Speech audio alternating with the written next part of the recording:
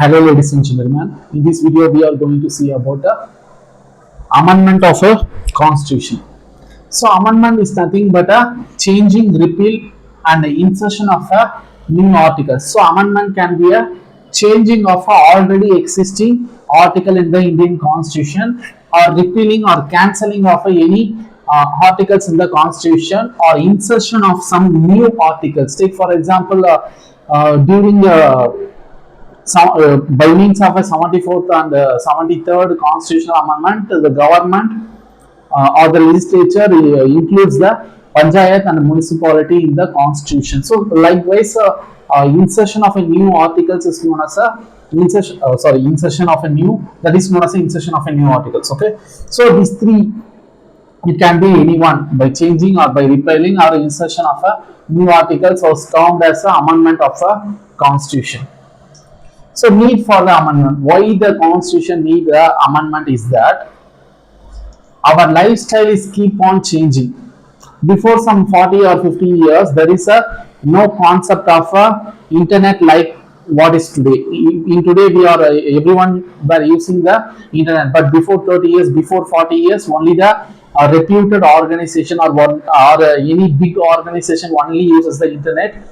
Our government offices only uses the internet, but today everyone having a internet connection either through a mobile phone or through a computer. Okay, so internet is enlarging, so widespread increase in the internet usage leads to the creation of a cyber loss. Okay, everyone using the internet today, so everyone is prone to the cyber risk. So government is framing a cyber loss. But before 40 years, before 50 years, there is a no need for a cyber loss because there is a no internet at this large.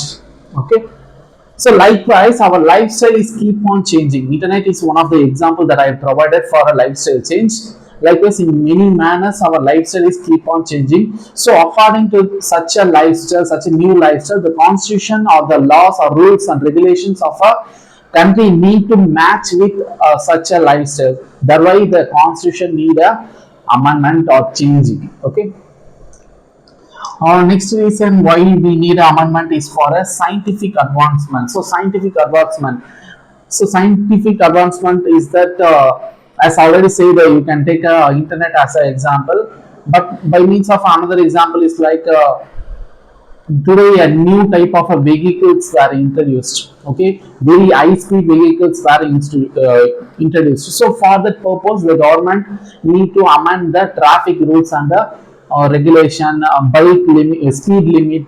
The government need to frame these rules. But before some 60 years, there is a no high speed vehicles and no accident like this before some 60 years because of a less usage of a high speed vehicles. There will be a no or a minimum accident only there. Okay, but due to scientific advancement, due to the innovations, a lot of new advancements comes, new risk comes, new lifestyle comes. So for to match that lifestyle, to match that scientific evolution, the government must need to amend the constitution to match the rules and regulations and the laws with such a scientific or lifestyle change. Okay.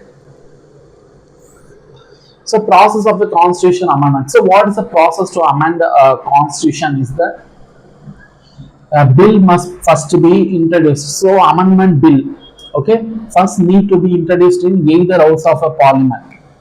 So the constitution, the parliament consists of two houses. One is a Lok Sabha and another one is a Rajya Sabha. So the bill for a constitution amendment need to be introduced in either house. It can be introduced first in a Lok Sabha or it can be first introduced in a Lok Sabha.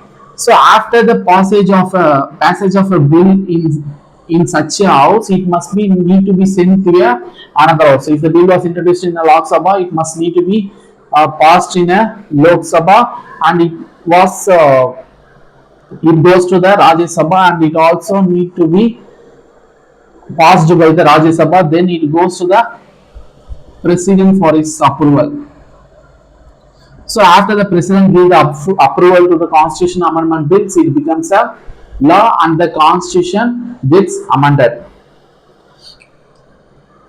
So it must be passed by the both the houses separately. So the constitutional amendment bill must be the constitutional amendment bill must be passed by these each houses separately. There will be a no joint session in a constitutional amendment bill passage. Okay.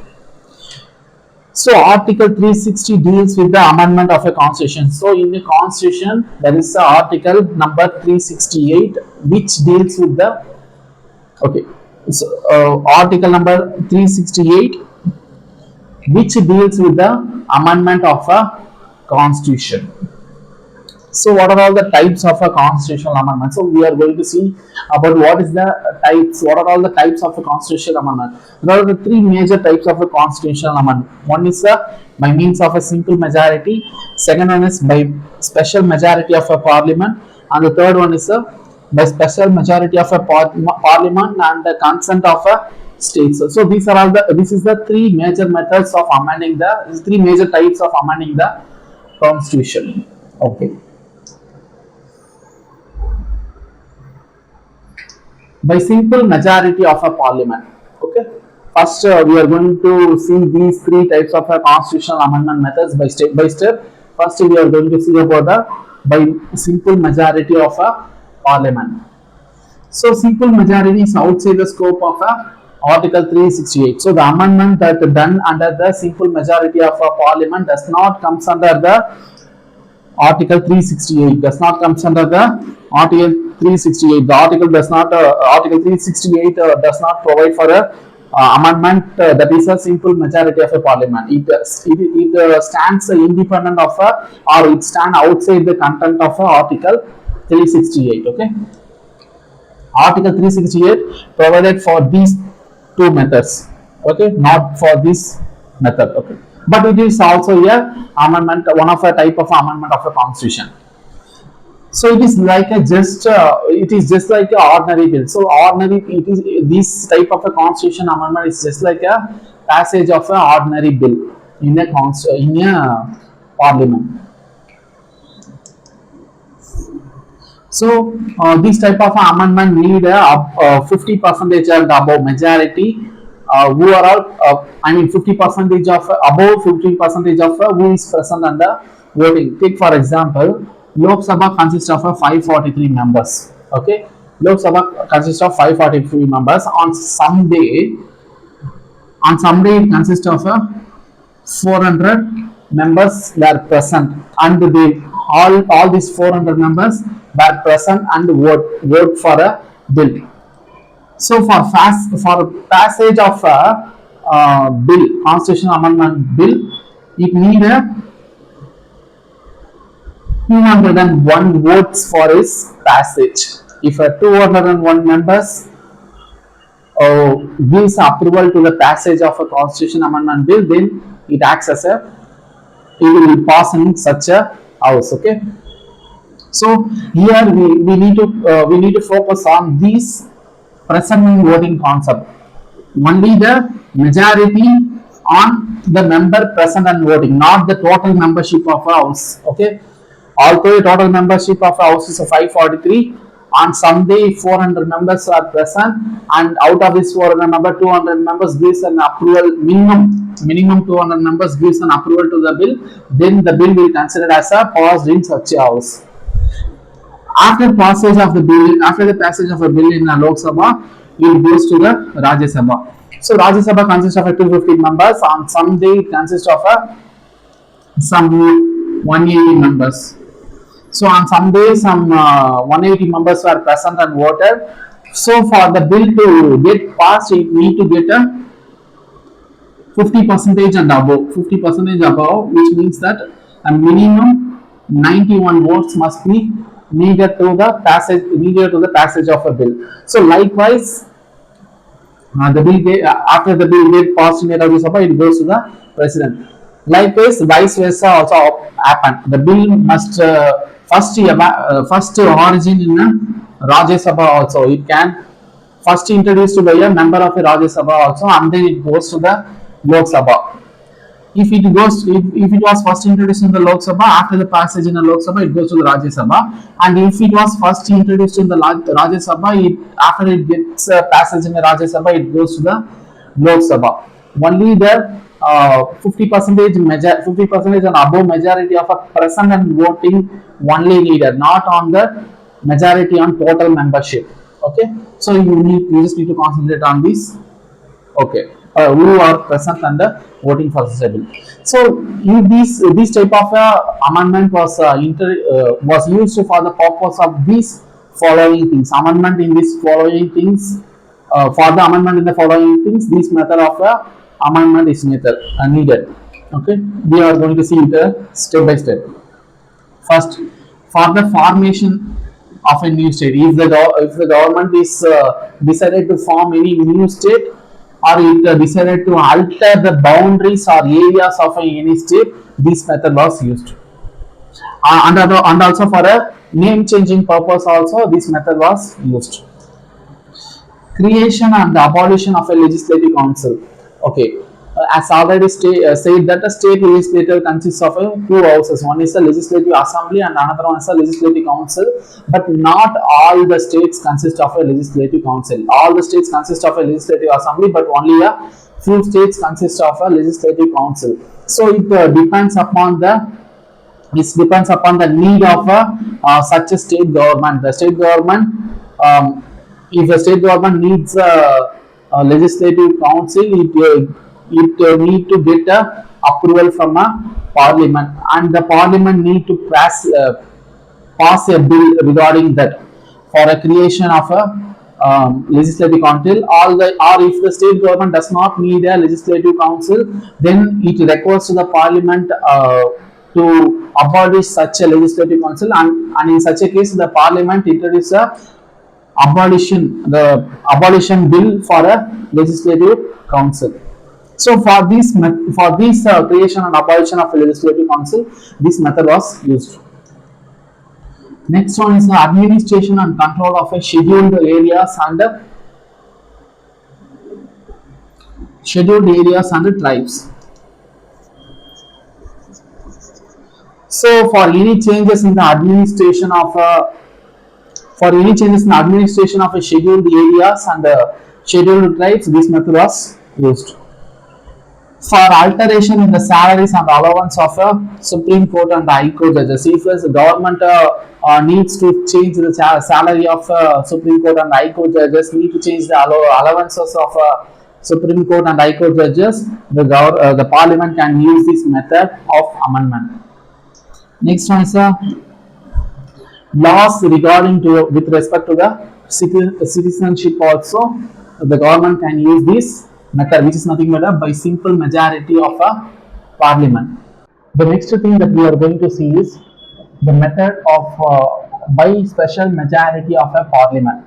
So here the two, what is the meaning of this special majority is that the two things must need to be satisfied. First one is the majority of a total membership of a house.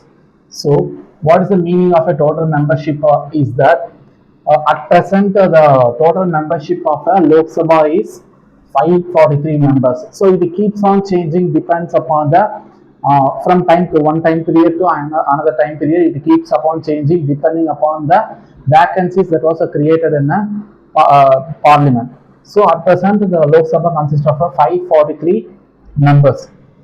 So total membership is 543, and the first condition is that majority on this total membership, which is a 50% and above on this 543, which is nothing but a 272. So 272 members, minimum of 272 votes is needed for the passage of a bill. Second thing is that if you take for example on some day, out of this 543 total membership, some 300 members were present. Okay, some 300 members were present out of this 543 members. So the second condition is that majority of a two-thirds of members of each house present and voting. So out of these 300 members present, two-thirds was needed. So which is nothing but the two-thirds of 300 is 200. So minimum of 200 is needed to satisfy the second condition. So the special majority means that these two conditions must be satisfied.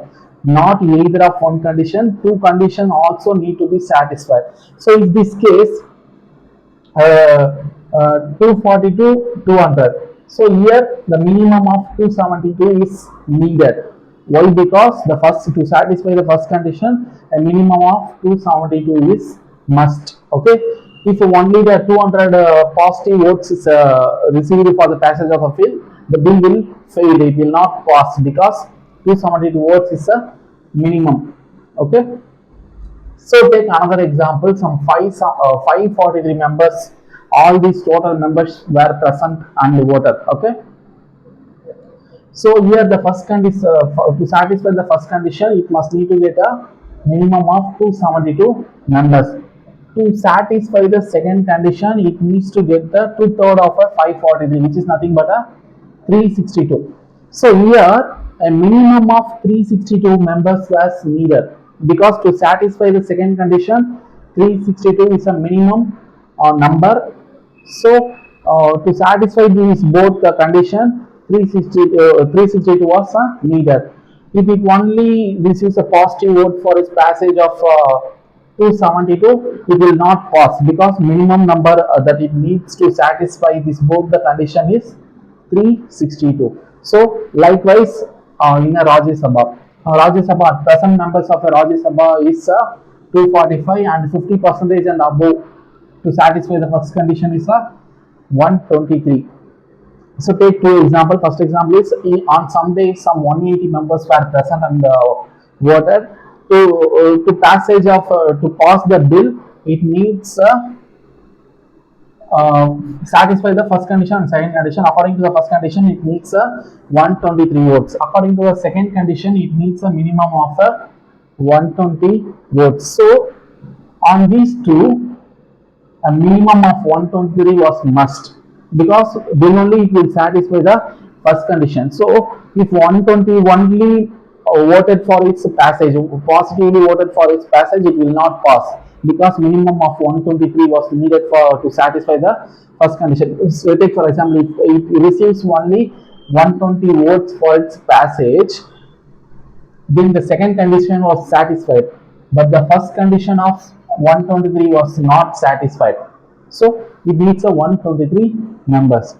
Take another example. On another day, 210 members were present and voted for the passage of a bill. For passage of the bill, to satisfy the first condition, 50% and above needed, so 123 was needed. To satisfy the second condition, two-thirds of the members present and voted. This was a two-thirds of the members present and voted. The members of present was 210.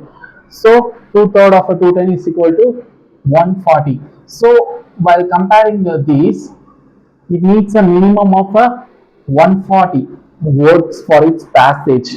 Why? Because if it receives only 123 votes for its passage, means that the first condition was satisfied, but the second condition of two-thirds of members of each house present and voting were not satisfied with just 123 members. So if it was a 140, if it receives a 140 positive votes for its passage, then two conditions will be satisfied. So in these two, 140 was a minimum number of votes that it need to be received for its passage. Okay. So this method, in which cases this method was used for the passage of a constitutional amendment bill is the amendment related to the fundamental rights.